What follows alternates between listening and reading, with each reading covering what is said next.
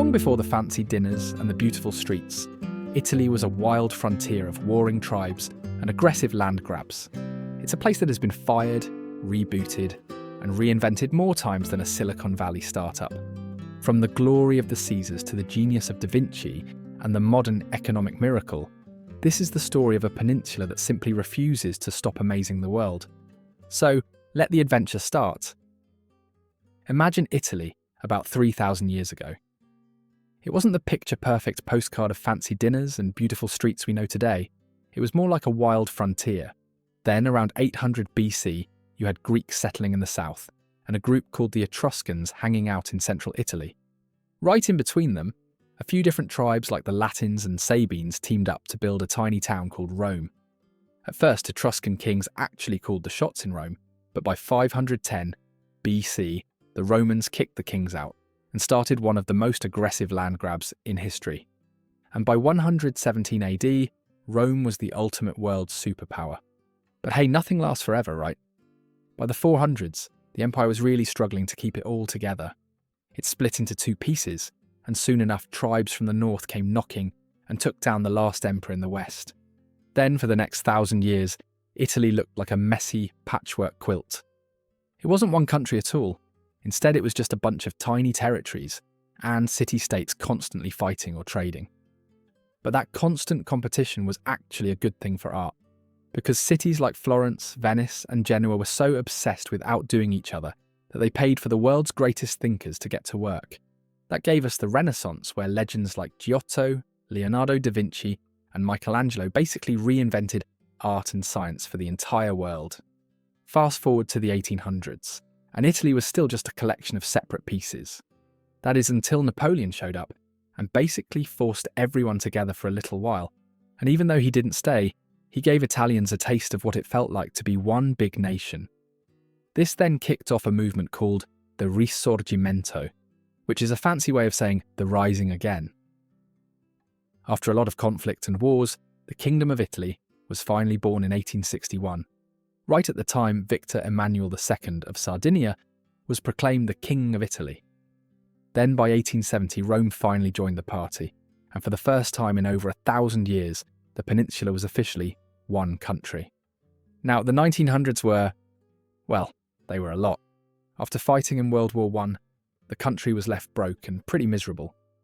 That's when Benito Mussolini stepped onto the scene. He promised to bring back the glory days of the Roman Empire through fascism, but instead he dragged Italy into a disastrous alliance with Nazi Germany during World War II. By 1945, the war was over, and the Italian people were ready for a total reboot. That's why in 1946 they held a massive vote to fire the king and become a republic. This led to what people call the economic miracle, a time of insane growth where Italy transformed from a simple farming society into the global powerhouse for high-tech cars and fashion we see today. Which brings us to modern Italy, and this time's a fascinating mix of opposites. You've got super modern industries in the north and deep, old-school family traditions in the south. Sure, they've dealt with their fair share of political scandals and the mafia, but through all that drama, Italy remains the world's cultural heavyweight. Fun fact, they have more UNESCO World Heritage Sites than any other country on the planet, which is honestly the coolest thing about Italy, because history isn't something stuck in a dusty textbook. It's literally the wall you're leaning against while you're eating your favourite gelato. Another thing about Italy is that it's one of the most recognisable countries on the planet, sitting right in the heart of the Mediterranean. It covers over 302,000 square kilometres, which is roughly 116,000 square miles, making it one of the largest and most diverse spots in Europe. Up at the top, it shares borders with France, Switzerland, Austria, and Slovenia. But it also has two tiny countries tucked entirely inside its borders, which are San Marino and the Vatican City. In the northern part of the boot, the rugged Alps dominate the skyline. These are massive, jagged peaks with valleys carved out by ancient glaciers. Nestled right below them is the famous Northern Lake District. This is where you will find beautiful, deep blue spots like Lake Como, Lake Garda, and Lake Maggiore. And just below those mountains lies the Po Valley, home to the Po River, which is the longest river in the country.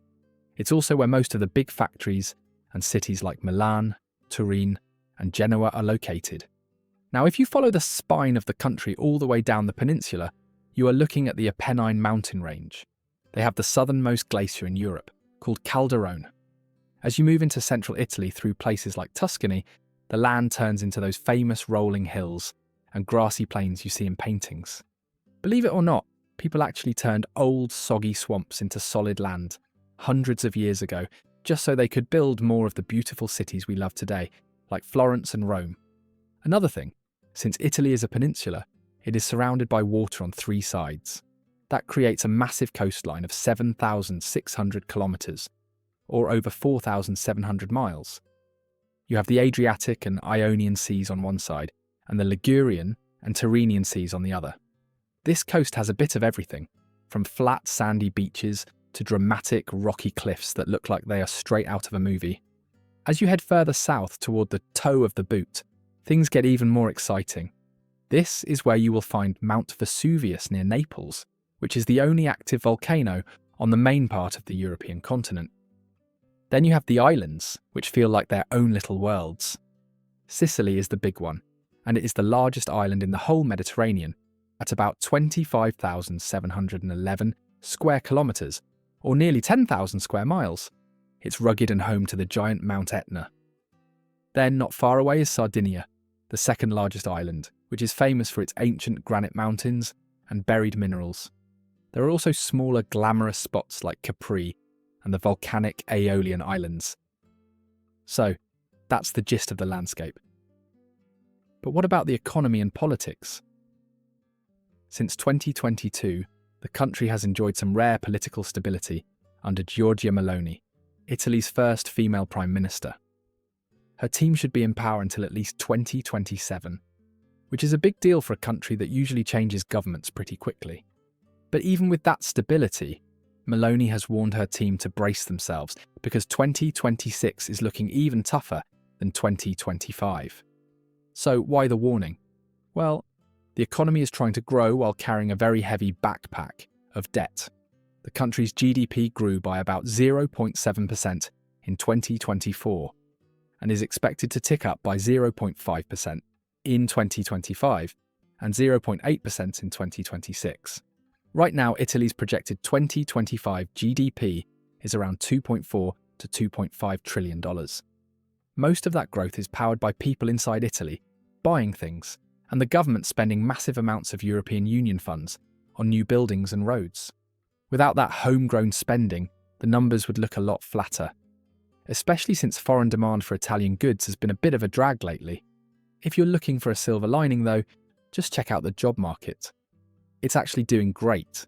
The unemployment rate is expected to drop to around 6.1% by 2026, and in just 1 month recently, the workforce added 75,000 people. Wages are also finally starting to recover, with pay expected to grow by 2.9% in 2025. That's helping families keep up with the cost of living, even though real pay is still a bit lower than it was a few years ago. But going back, we have to talk about the elephant in the room, that massive public debt.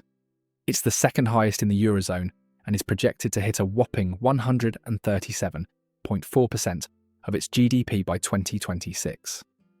To fix this, the government is trying to pull off a miracle by raising about 12 billion euros. That's roughly $14 billion in new taxes through 2028. They're even taxing big banks and insurers more, which has definitely raised some eyebrows. On the global stage, Italy is navigating some choppy waters. Between trade arguments with the US and a slower economy in China, Italian exports have been on a total rollercoaster. Plus, the euro is getting stronger against the dollar, which makes those cool Italian products a bit more expensive for Americans to buy.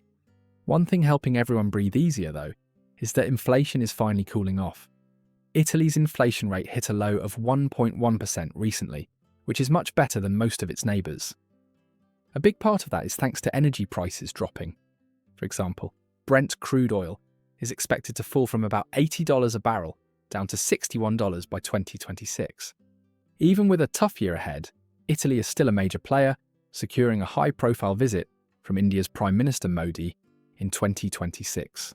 Like Maloney says, it's an extraordinary nation that always finds a way to amaze the world. So, let's take a closer look inside, shall we? As of 2025, Italy is home to about 59 million people. While about 90% of them identify as ethnic Italians, the country is actually a bit of a melting pot with influences from North African, Albanian, German and Austrian groups, especially near the borders. Now, if you travel through the country, you will hear Italian everywhere. But it is not just one language.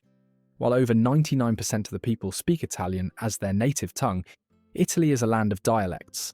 You have Neapolitan, Sicilian, Venetian, and even Milanese. It is so diverse that someone from the far north might actually struggle to understand a deep dialect from the far south. But what really holds everyone together? It's the family. In Italy, family doesn't just mean a mom, a dad, and 2 kids living in a house. We're talking about the whole crew, grandparents, cousins, aunts and uncles, all staying super close. However, things are starting to look a little different these days. Italians are waiting much longer to say, "I do," with women usually getting married around age 31 and men around 34. That's about 7 years older than people were in the 1970s. Because more people are focusing on their careers and college, Italy now has one of the lowest birth rates in the world. Another huge part of life is religion, which makes total sense when you realise Vatican City is sitting right in the middle of Rome. About 75 to 80% of the people identify as Christian, mostly Roman Catholic, though only about a third of them are actually at church every Sunday. Besides this, one of the coolest things about the Italian lifestyle is how much they love their public spaces. Even with everyone owning a smartphone, young Italians still head to the piazza, the big town square, every single night. They also love going to the movies, listening to the radio, and reading the newspaper, though they're actually less likely to play sports or read books than some of their neighbours in Europe. And while they're generally happy with their friends and family, things can be a bit stressful in the south, where jobs are harder to find and the economy is a bit bumpy. And then, of course, there's the food. To really get Italy, you have to eat your way through it. Their recipes are like a history book on a plate. The ancient Etruscans gave them grain and focaccia, the Greeks brought herb-cooked fish, and groups from North Africa introduced things like rice and citrus. What's on the menu usually depends on where you're standing. In the north, you'll find lots of butter, rice, and creamy sauces, like the famous meat-based bolognese. In the south, it's all about olive oil, tomatoes, and spicy flavours. Plus, have you ever noticed how fun the pasta names are? Spaghetti means little strings, penne means feathers, and orecchietta means little ears. Besides pasta, Italy's also a paradise for wine, with famous bottles coming from every corner of the country. But Italians don't just make dinner, they make masterpieces. This country has basically been the world's art director since the Renaissance. It's home of legends like Giotto, Michelangelo, and Da Vinci. Which I mentioned earlier, that creative spark moved right into the 20th century with high fashion, making Milan the global capital for brands like Gucci, Prada, and Versace.